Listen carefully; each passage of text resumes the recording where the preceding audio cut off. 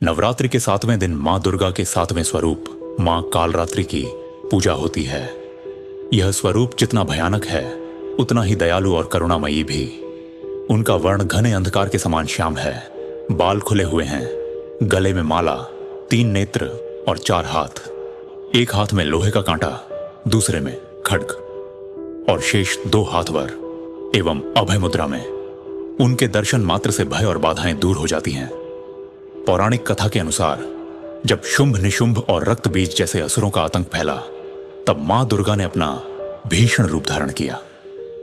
मां कालरात्रि ने राक्षसों का विनाश कर देवताओं को भयमुक्त किया।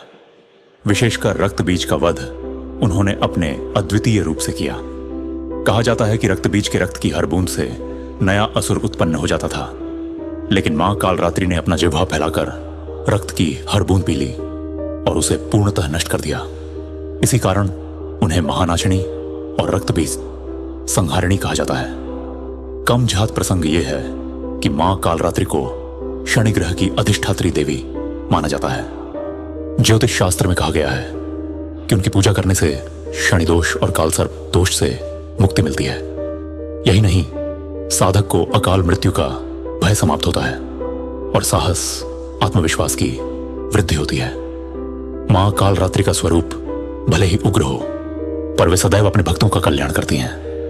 उनकी आराधना से साधक को दिव्य शक्तियां और अदृश्य भय से रक्षा प्राप्त होती है। 7वें दिन भक्त काले या नीले वस्त्र धारण करते हैं और मां को गुड़ तथा जौ का भोग लगाते हैं। ऐसा करने से जीवन में नकारात्मक शक्तियों का नाश होता है और सुख समृद्धि का मार्ग प्रशस्त होता है। मां कालरात्रि का संदेश है कि जीवन में चाहे कितनी भी अंधकारमयी परिस्थितियां क्यों ना हो, सच्चे साहस और भक्ति से हर संकट को पराजित किया जा सकता है।